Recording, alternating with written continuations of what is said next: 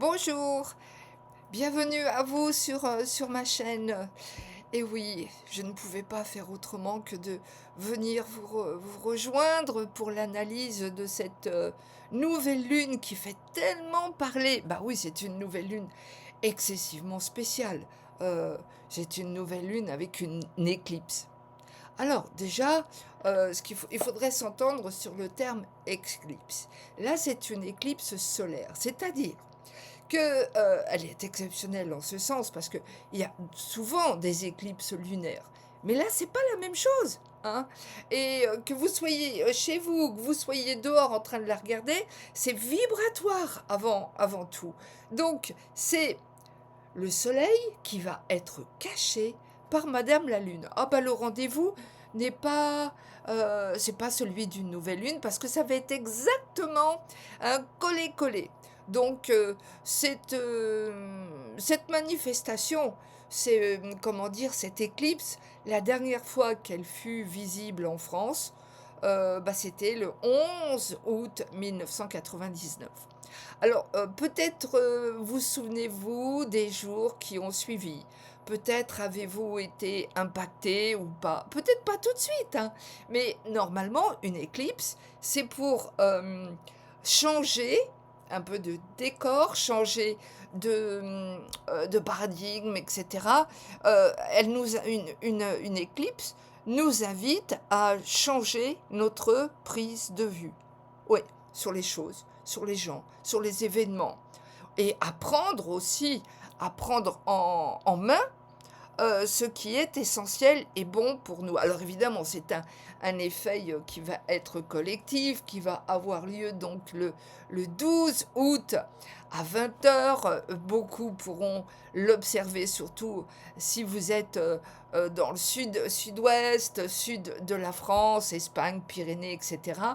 C'est une manifestation assez exceptionnelle, croyez-moi, croyez-moi.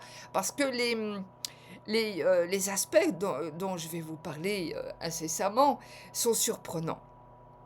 Alors c'était, bon, pour tous ceux qui sont professionnels de la chose, c'est-à-dire pour tous les astrologues, en fin de compte, ça ne devait pas échapper à l'attention de tout le monde, en fin de compte, de prévenir, effectivement, puisque c'est notre rôle de ne pas, en fin de compte, laisser les gens penser qu'une manifestation astronomique n'aurait pas de sens. Waouh! Pas de sens! Ben, je vous garantis que celle-ci, il va y en avoir. Oui. Alors, c'est une nouvelle lune, donc, puisqu'il y a rendez-vous avec du Soleil et de la Lune, mais pas du tout de la même innocence. Enfin, si on peut dire innocence, non, tout dépend en quel aspect et en quel terme va être occulté et accaparé et aspecté cette nouvelle lune avec les autres planètes. Et tout dépend aussi de la définition des autres planètes, hein. Voilà, c'est pas parce qu'il y a des trigones et des sextiles que c'est automatiquement de bonne loi. Bon, revenons donc sur la définition et sur cet événement. La prochaine fois que cet événement se produira, oh, je pense pas être là pour l'observer et pour vous raconter ce qui va se passer. Non, la prochaine fois, nous serons en 2081. Mhm, mhm. Peut-être qu'on sera revenu, peut-être pas. Là, n'allons pas, en fin de compte, faire de définition sur 2081. Occupons-nous, là, aujourd'hui, de la définition de cette, donc, éclipse qui fait tant parler. Alors, elle a lieu sur l'axe, donc, Lion-Verseau. Donc, tous ceux qui ont des planètes dans le Lion vont être concernés, mais pas que. Tous ceux qui ont des planètes aussi en Verseau, en Taureau et en Scorpion. Puis vous allez voir, l'orbe est assez, comment dire, étendu, hein, parce que il y a beaucoup, beaucoup, beaucoup de planètes. Oh, j'ai noté. J'ai noté parce qu'il y en a vraiment beaucoup. Alors, d'aucuns vont vous dire, si vous regardez sur euh, sur des réseaux, ah oui, il y aura le Soleil, la Lune, Jupiter et Mercure. Oui, ben, je vais vous en mettre d'autres et qui ont beaucoup, beaucoup de signification. Alors, j'ai noté, mais j'ai noté, hein, parce qu'il y en a quand même beaucoup. Et je vais vous expliquer aussi un petit peu à quoi ressemblent donc toutes ces conjonctions autour du Soleil et de la Lune.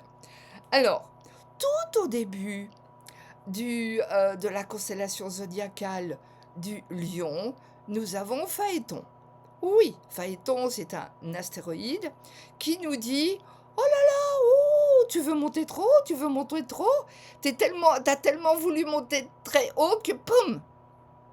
Tu es retombé. C'est la chute. C'est la chute parce qu'il y a eu trop d'ego surtout, hein.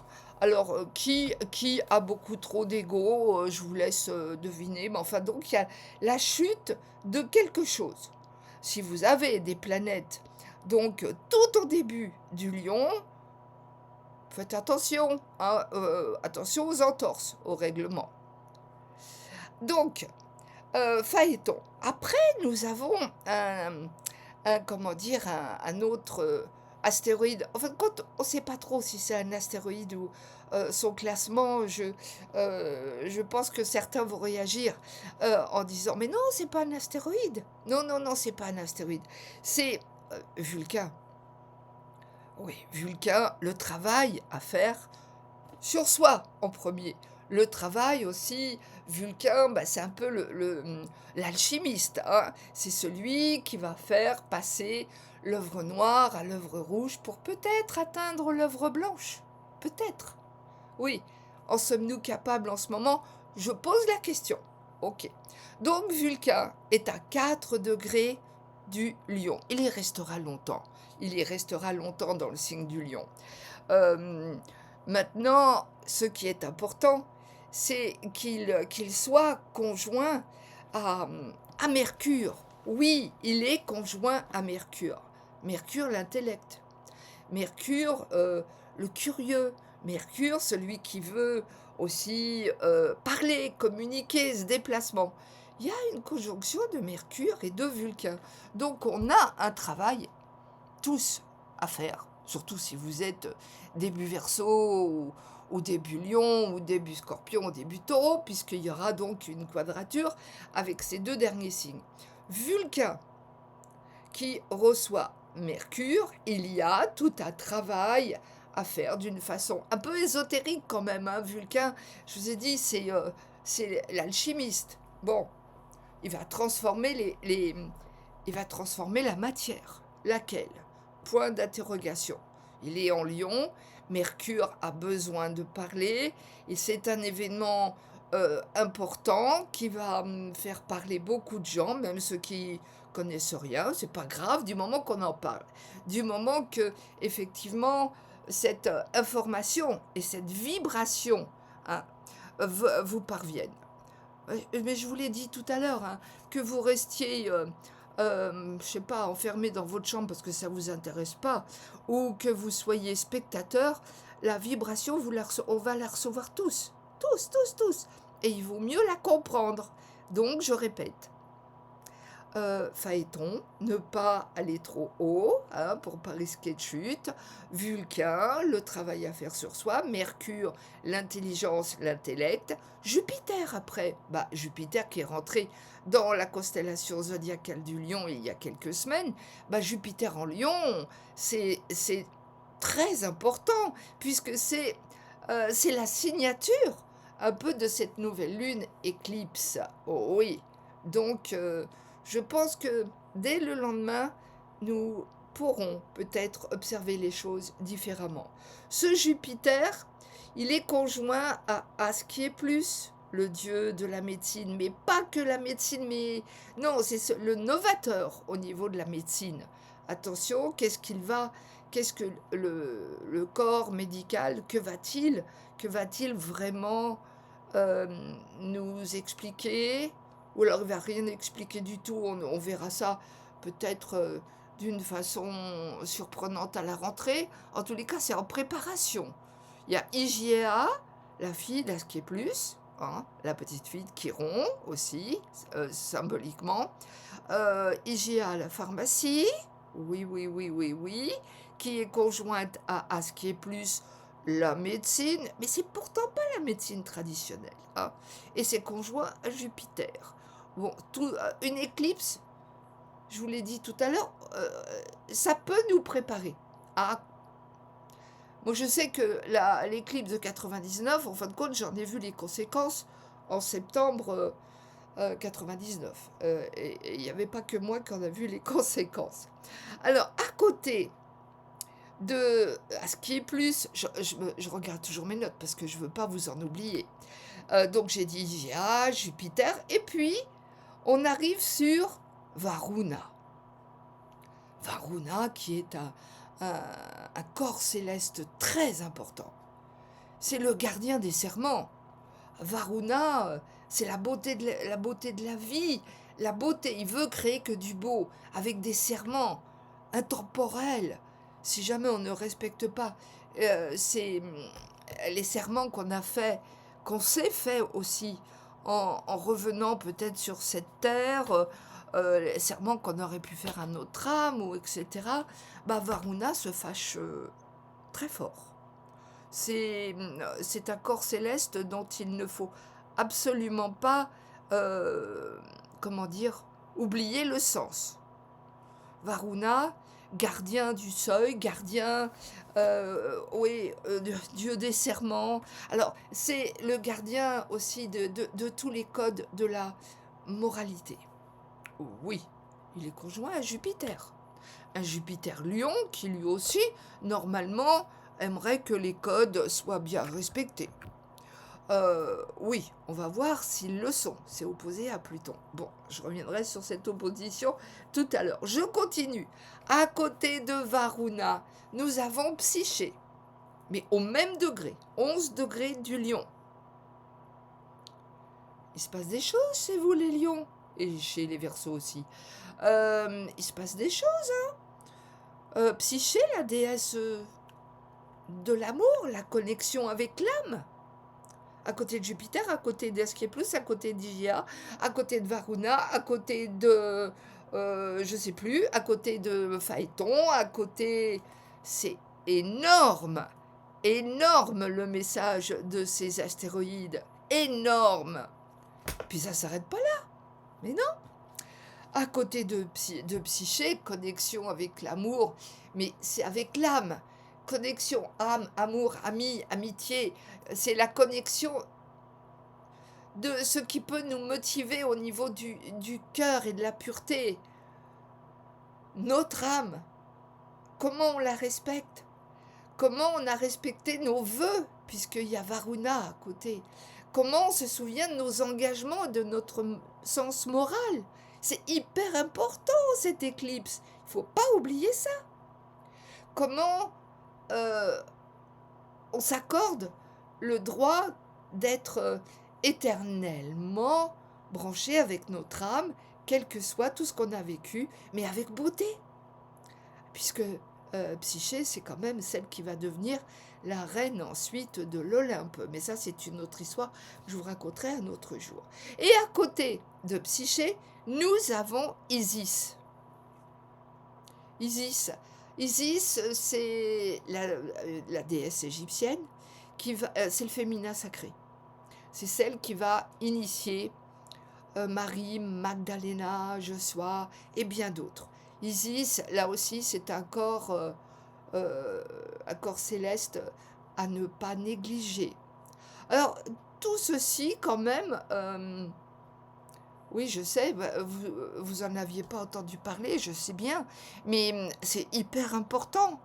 Tous ces symboles pour une éclipse. Une éclipse. Alors, l'éclipse, elle a aussi une autre fonction, c'est justement, de s'éclipser. C'est-à-dire que je ne conseillerais jamais un lieu, je sais pas, un lieu de retrouvailles, un bar ou une industrie, de s'appeler éclipse. Non, non, non. Là, déjà, au niveau du symbole, éclipse, ça s'éclipse. Donc, ça ne va pas être pour perdurer. Alors d'autant plus pour là, pour ce 12 août, qui va être donc plein de promesses si on tient nos engagements, si on est toujours fidèle à notre âme. Mais oui, mais pourtant c'est du collectif. Ah bah oui, comment parler de l'âme, du collectif, de l'amour, etc. Au niveau du collectif, ça va se décanter après. Bon, tout ça c'est opposé à Pluton. Oui, à Pluton qui va terminer, non, il n'a pas terminé encore sa rétrogradation, mais il est à 3 degrés quelques minutes du Verseau, toujours conjoint à Junon. C'est quand même particulier. Junon, celle qui justement veut s'engager et promettre fidélité, amour absolu. Ah bah oui, mais là, c'est compliqué hein, quand même, c'est opposé à tout ce grand stellium, tout ce cortège dont je vous ai donné les identités. Mhm. Alors au niveau collectif, Pluton, la complication. Pluton, il tape carrément dans tout ce stellium. Oui. Bon, pas trop sur le Soleil et la Lune.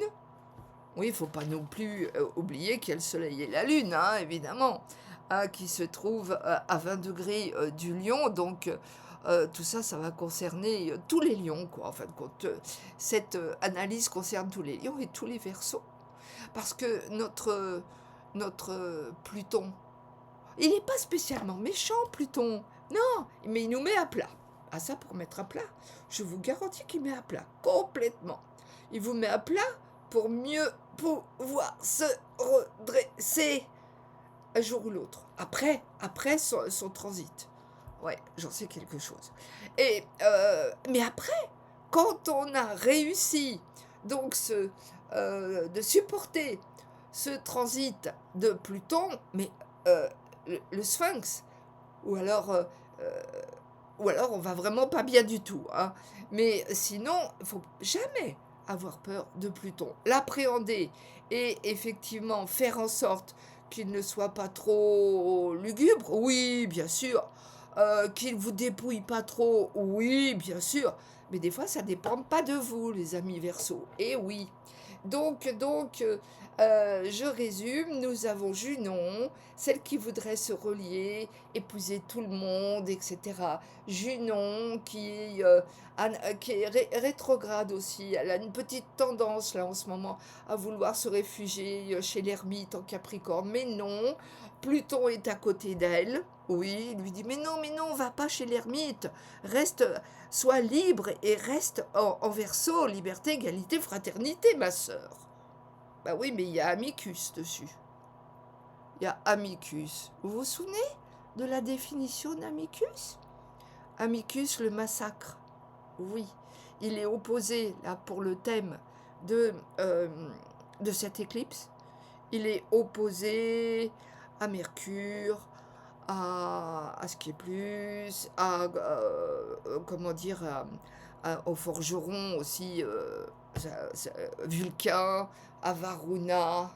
Ah, c'est vraiment un thème d'éclipse assez extraordinaire, où il est conseillé vivement de ne rien oublier de son passé, de ses engagements, de ce qui fut, pour construire un demain, un avenir qui va changer beaucoup de choses.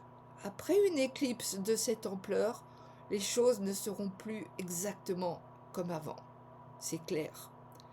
Et puis, dans la nuit, du 12 au 13, il y a le spectacle aussi des Hespérides. Des pluies, les Hespérides, étoiles filantes. Pluie d'étoiles filantes. Oui, c'est toujours dans les 15 premiers jours du mois d'août qu'il y a toujours ce phénomène d'étoiles filantes, quand il y a un beau ciel clair. Oui. Bon, en ce moment, il pleut pas trop, hein. Voilà. Alors, il y a notre ami, je parle un peu vite, en fait, quand il n'est pas tout à fait amical. Il y a Arwan aussi. Arwan qui se trouve à côté de Junon au début du Verseau. Et tout ça, je résume, Amicus, Pluton, Junon, Arwan, opposés à tous les héros ou toutes les définitions dont je vous ai fait part là au début de cette capsule. Oui, surtout Varuna. Varuna, il va pas supporter d'être agressé, d'être compliqué. Bah oui, et Psyché, elle va pleurer dans son coin. Donc revoir d'une façon impérative euh, les engagements. Que ce soit des engagements du collectif, bon alors là il y a du boulot, hein, ou vos engagements personnels. Je répète, ça va être surtout être très significatif si vous avez des planètes, donc en Lion, début Verseau, début Taureau, début Scorpion. Oui. Oh, bah remarquez, si vous avez des planètes au début de chaque signe, il y aura ou des sextiles ou des trigones. Donc, écoutez le message de cette éclipse. Voilà. Alors, pour parler du bien-être, bah, il y a une planète traditionnelle qui nous parle du bien-être, c'est Vénus. Oui, bah, notre Vénus, elle est rentrée dans la constellation zodiacale de la Balance. C'est bien, c'est bien dans le sens où, en fin de compte, une Vénus en Balance, le décor, l'harmonie des relations, oui, à partir du moment où vous allez tenir aussi votre promesse d'être incarné. Parce que, dans quelques jours, enfin même déjà la conjonction, elle existe déjà pour cette éclipse, elle est conjointe avec Maké Maké. Vous savez, Maké Maké, les tornades, oui, enfin, les cyclones, les dévastations, où on doit se tenir dans notre œil, dans notre centre. Maké Maké, je suis. Ah, je m'aime beaucoup. Si je veux avoir de bonnes relations avec cette Vénus qui est rentrée dans la balance, il va falloir que je sois digne d'être moi. Tiens, ça me rappelle un peu Psyché, etc. Hein, quand même. Hein. Donc notre Vénus, elle est donc en balance, mais elle est carrée à Mars. Et elle est carrée à Cérès. Oh, il y a du boulot. Alors une Vénus qui se voudrait être cool, un petit peu lymphatique, un peu dans l'art, oui c'est bien, il va falloir y penser, le décor, etc. Oui mais c'est carré à Mars. Mars, bah oui, dieu de la guerre. Ou le désir. Bah, y a peut-être des rencontres qui vont pas aboutir. Surtout en plus avec Junon conjointe à Amicus Pluton opposé à toute l'éclipse. Ouais. Bon, on peut mentaliser, intellectualiser cette Vénus qui est en bon rapport avec Vulcain et avec Mercure aussi et avec Phaéton. Mais attention, tenez bien la barre parce que vous risquez une chute, hein, puisque nous avons vu il y a notre Phaéton qui est carré, lui aussi, à Vénus. Bon, ceci dit, Vénus, elle va avoir quand même des sacrées pulsions de relations. Elle est trigone avec Pluton, donc elle a besoin de chaleur et de coquetterie. Oh oui. Bon, ne vous en privez pas, mais ne retombez pas d'un piédestal, ok. Mesurez la chose. Vénus est opposée à Neptune. Oui, on peut y croire, on peut espérer, mais c'est flou. Oui, oh bah là, on tombe dans des pièges. Hein. Vénus opposée à Neptune, le flou, tout ce que vous voulez, et carré à Mars et à Cérès. Alors, il peut y avoir des retrouvailles, oui, mais bon, il y a comme un petit climat de complexe d'abandon. Oui, Cérès, maîtresse de la Vierge, elle est au début du cancer. Je pense qu'il va y avoir aussi quand même pas mal de discussions autour de la famille, hein, autour de l'argent dans les familles, puisque Mars est conjoint à Cérès. Elle est un peu en deuil, c'est un peu en deuil, quoi. Et c'est carré à cette Vénus. Et ce Mars et Cérès carré à Neptune. Oh, puis Neptune, il n'est pas tout seul. Il y a Bora Zizi. Oh, oh, oh, qu'est-ce que c'est encore que ce nom que je vous sors, hein? Bora Zizi. Oui, ça existe vraiment. Et nos amis astronomes donnent des noms. C'est pas ma faute, c'est pas moi, hein? Mais Bora Zizi, il est conjoint, c'est un transneptunien. Il est conjoint à Neptune, oui, il a un orbite très long. Euh, Bora Zizi, c'est le significateur des tromperies.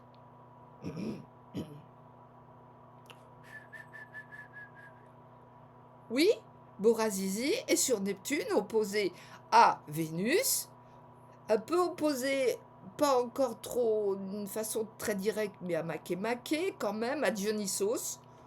Oui, attention à, à pas se tomber dans des verres alcool, drogue, etc. Ça peut être très grave là, parce qu'il y a Bora Zizi en face. Oui, je sais, vous allez rire avec Bora Zizi, Makemake, mais ils sont là. Et ce sont des corps célestes très importants. Oui, je sais, il n'y en a pas beaucoup qui vous en parlent, et je sais, c'est ma spécificité, et j'en tiens compte dans tout mon travail. Que ce soit des explications comme celles que je vous offre par ces capsules, ou que ce soit sur un thème individuel, c'est extrêmement important, je pense, que de se connaître. Et donc, pour se connaître, hein, comme Dieu parle par l'intermédiaire des planètes aux hommes, eh ben, ils vont mieux peut-être connaître exactement notre feuille de route. Et là, la feuille de route pour cette éclipse, bon, il y a une grande figure, il y a un grand rectangle. Vous verrez, pour ceux qui veulent que je leur envoie la carte, le thème, la carte du ciel de cette éclipse, vous me le demandez par mail, s'il vous plaît. Et je vous l'envoie, hein. Et vous verrez, ben, je vais vous le montrer tout de suite, vous allez voir, il y a un grand rectangle, je pense que vous le voyez, un grand rectangle bleu. Alors ce rectangle, normalement quand on a ce rectangle sur un thème, c'est un symbole de spiritualité. Oui. Ah bah là, le spirituel, il va faire fort, hein. Il va dire, vous êtes dans la spiritualité ou vous êtes dans le matos, ou vous êtes où? Où êtes-vous? Vous voyez ici, là, toutes ces planètes, bon, c'est toutes les planètes en lion, hein? Vous voyez aussi Vénus là-haut. Bon, je vous l'envoie. Je l'envoie à ceux qui le demandent. Mais j'ai mis pratiquement tous les corps célestes. Bon, j'ai pas mis tous ceux que je connais, sinon ça se verrait plus. J'ai pas mis non plus tous les aspects, sinon on verrait plus rien. Donc on va continuer ce petit voyage. Je vous parlais de Vénus. Maintenant on va avancer dans le Scorpion. Oui, dans le Scorpion, bah, on a toujours Oméa, celle qui veut arriver à la lumière. Bah, elle est toujours à 2 degrés du Scorpion. Donc le début Scorpion, non seulement vous avez toute l'alerte du stellium de cette éclipse, nouvelle lune en Lion, mais en plus vous avez du boulot parce que vous recherchez la lumière. En vous, oui, commencez par vous. Il faut toujours commencer, hein, par nous-mêmes. Alors Oméa, effectivement, est carré à Jupiter, est carré à, à Phaéton, etc., à Mercure. Donc on cherche à s'élever. Là, moi, c'est un thème que je trouve à la fois prenant, rassurant, parce que on y voit un changement de prise de vue du collectif. Un nouvel intérêt sur peut-être le spirituel. D'un seul coup, cette éclipse va peut-être mettre en jeu de nouvelles compétences dans beaucoup de monde. Et ça serait bien de se voir d'une autre façon, avec une autre ouverture d'esprit. Je parle pas de religion, hein, pas du tout.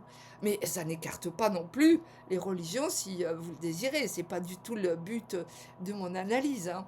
Mais ce grand rectangle mystique va nous amener peut-être à percevoir d'autres éléments que ceux qui sont notre routine. Bah oui, d'autant plus que Uranus est toujours en Gémeaux et pour quelques années, hein, Uranus, les grandes découvertes euh, du cosmos, oui. Surtout qu'à côté d'Uranus, il y a toujours Senna qui nous dit, allez, libérez-vous, ne soyez pas victime d'incompétences, comment dire, intellectuelles. Non, allez-y, osez dire ce que vous pensez. Plus vous allez oser, plus vous allez vous libérer, plus vous allez euh, chercher la lumière dans après, donc après cette éclipse, plus vous allez aller vers votre lumière, mieux vous allez vous porter. Et réellement, parce que l'indication, elle est là, elle est là. Allez-y, vous voyez, ouvrez l'enveloppe, allez-y. Pour ceux qui veulent y aller, qui peuvent y aller, connaissez-vous surtout, identifiez-vous, je vais y arriver. Alors, je vous ai parlé de lumière, je sais que j'ai mis Varda, Varda qui est comment dire, un astéroïde qui, ah bah oui, Varda est important. Varda, c'est un astéroïde qui nous parle de noblesse, d'amour, de beauté, de loyauté et de lumière. C'était une reine, je crois, dans les pays du Nord, une reine très belle, aimée, etc. Et c'était l'engagement par... Varda, en fin de compte, cette reine, elle avait des connexions avec les êtres de lumière.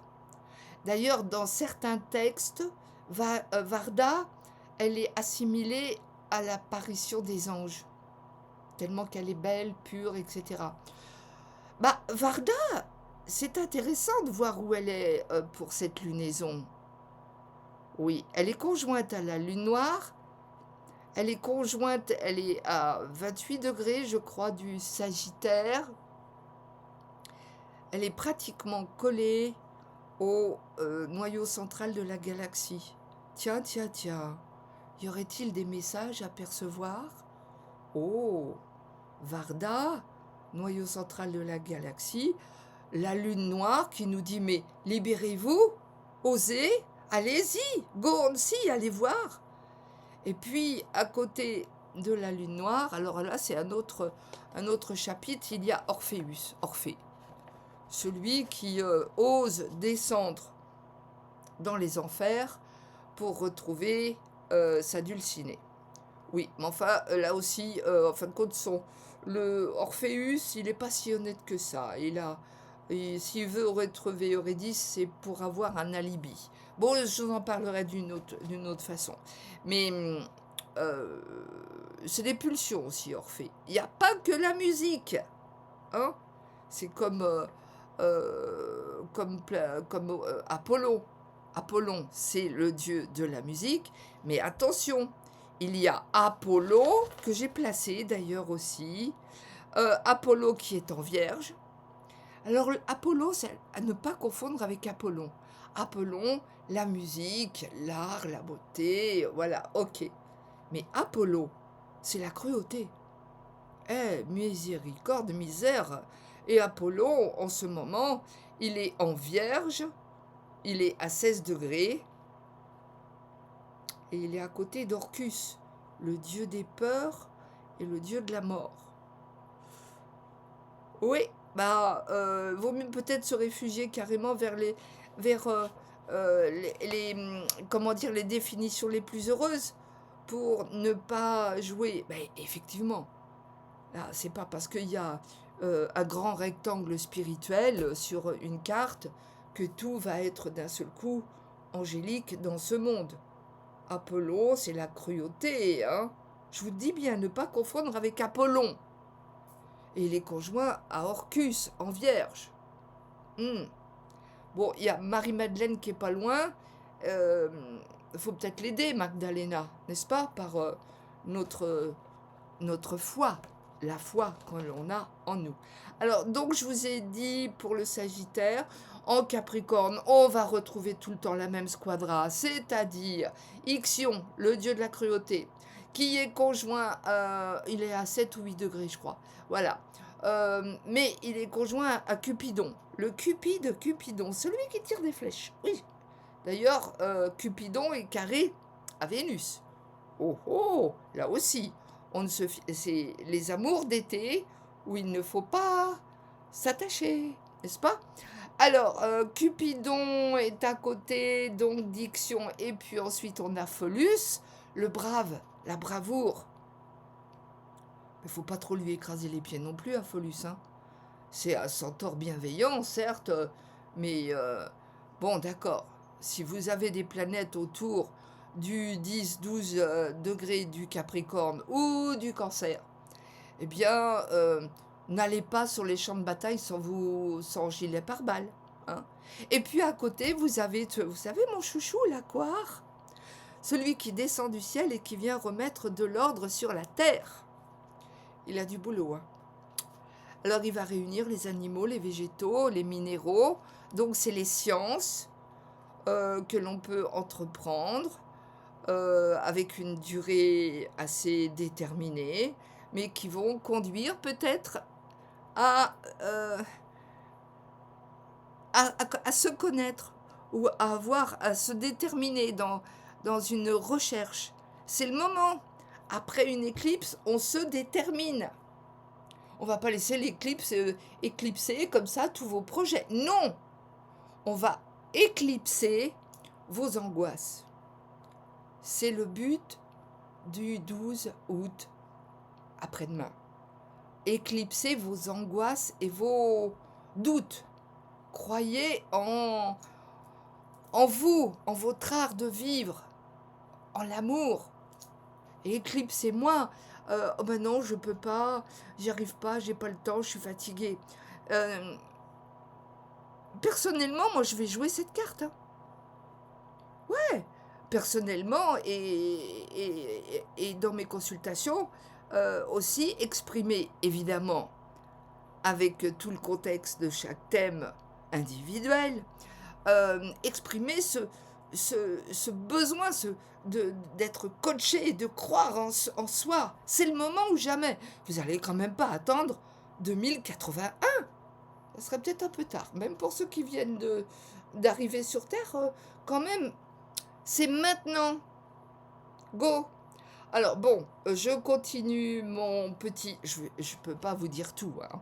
Je continue en poisson, on a toujours Gong Kong, mais oui, nous on souffre peut-être de cette canicule avec Vulcain, avec toujours aussi Vesta, le feu, sur Eris en bélier. Elle est toujours là, donc on fait attention. On ne joue pas à l'expérience comme des petits malins, etc., qui ont été pris. Vous vous rendez compte? Des enfants de 10 ans qui ont mis le feu chez nous, enfin chez nous quand je dis, chez nous, dans notre hexagone, pour voir ce que ça faisait. Oh ben les parents, vous avez bien éduqué vos enfants, hein. Bon, je reviens, donc ça c'est toujours en perspective, là, tant qu'il fait chaud, c'est la canicule, c'est donc Vesta sur Eris, la guerrière, et puis on a Vulcain, Mercure. On n'a pas fini d'avoir chaud. Et en poisson, par contre, il y a Gong Kong. Oui, alors si nous, on a peut-être trop chaud. Ah oui, trop chaud. Ben dans certains pays, c'est le contraire. Il y a des inondations de folie, meurtrières. Ok. Bon, à côté de Gong Kong, on a toujours Damoclès, qui est à 7 degrés. Donc, si vous avez du poisson, l'épée de Damoclès, vous savez, celle qui nous incite à reprendre notre pouvoir. Oh, elle est au-dessus de ma tête. Je la prends ou je la laisse me tomber sur la figure? Non, je la prends et je l'incorpore. Je reprends mon pouvoir. Je ne laisse pas tomber. Déjà, je me déplace un peu pour pas que ça me tombe dessus. Oui. Et puis je la prends, cette épée. Symboliquement, c'est une épée sacrée qui va vous baptiser. Si vous prenez votre pouvoir. Mais je crois que les symboles sont vraiment forts de cette éclipse. Prenez votre pouvoir. D'autant plus que Damoclès est quinconce avec Mercure, Jupiter, Vulcain, Phaéton, tout ça, c'est quinconce. Alors un quinconce, c'est un aspect de 150 degrés. Et ça nous dit, vous ne l'avez pas aujourd'hui, mais vous l'aurez demain si vous le travaillez. Bon, je suis briève un peu euh, dans ma définition, mais grosso modo, ça dit ça. Bon, alors en bélier, on a toujours, je vous l'ai dit, là, Eris. Oh, il y a du monde aussi en bélier, hein. Eris et Vesta, à la fin du bélier. Nous avons Pallas Athénée, qui est conjointe aussi à Eris et à Vesta, et qui est trigone à Mercure. Tiens, tiens, tiens, tiens. Pallas Athénée, la guerrière pacifique, celle qu'on attend, la grande stratège, l'intelligence de tout. Alors, évidemment, tout dépend du plan où on va se mettre. Si on est armé, ou si on est une armée, il y a de la stratégie qui se met en place. Bon, Pallas Athénée, pour moi, c'est vraiment une guerrière pacifique. Donc peut-être va-t-elle convaincre les peuples de ne pas entrer en guerre. Ça serait en fin de compte son leitmotiv. Pallas Athénée en bélier, conjointe à Vesta. Oui, mais Vesta, conjointe à la guerrière, elle est tiraillée, Pallas Athénée. Il y a des pays pour lesquels, en fin de compte, elle va être stratège, mais elle n'a pas de carré avec Mars. Donc c'est quand même... Elle est libre, mais il y a beaucoup de stratégies en l'air. C'est conjoint à Saturne. Saturne qui est rétrograde. Mais les gouvernements, on dirait que malgré nos réticences, malgré nos pétitions, malgré nos désapprobations, en fin de compte, le peuple est-il souverain? Pallas Athénée pose cette question. Est-ce que le peuple, est-ce qu'il y a une stratégie du peuple mise en place? Je vous pose la question à vous tous, le peuple. C'est vous, c'est moi. Pourtant, c'est le moment d'avoir une stratégie, hein. C'est le moment, tout au moins de la mettre en place, puisque c'est une nouvelle lune, hein. Il n'y a pas, de lézard. Si quelque part il y a de la politique non politicarde, hein, pas des trucs avec des mafieux politicards. Non.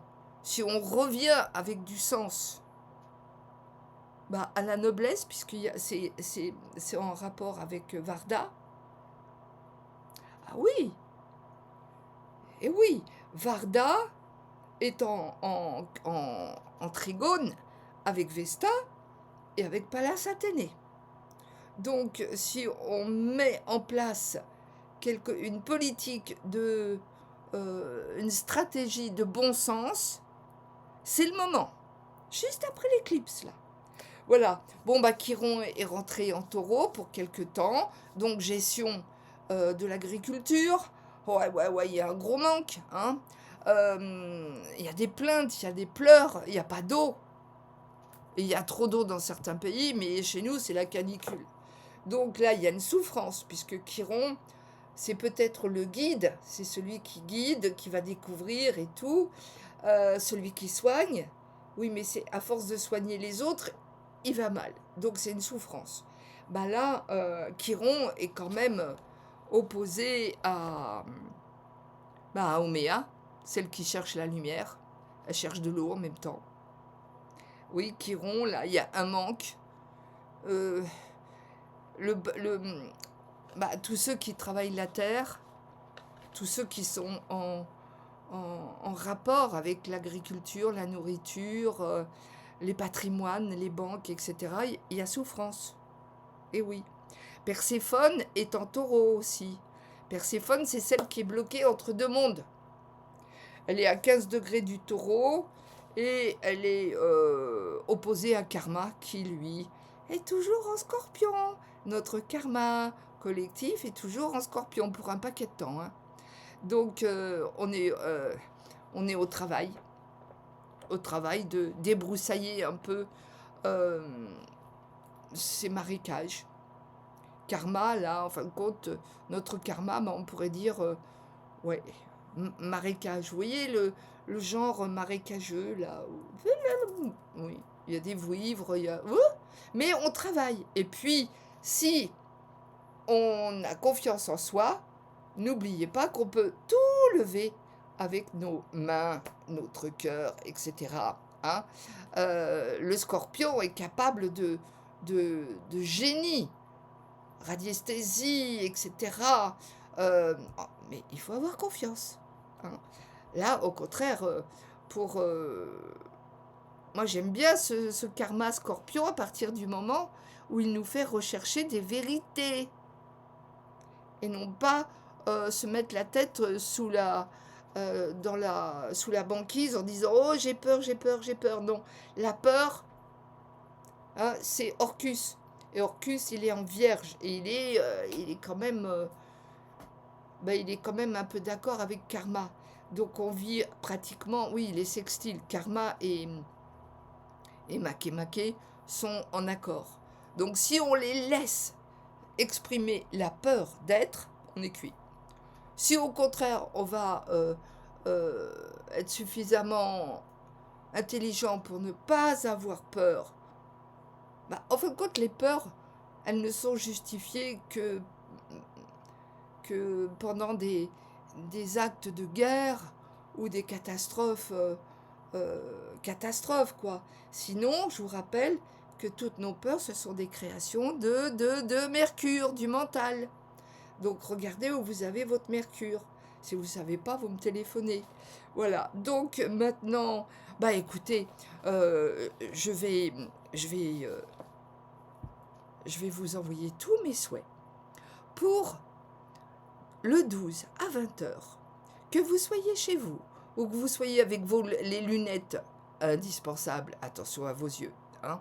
Attention à Psyché, la vue, à Isis, Iris, etc.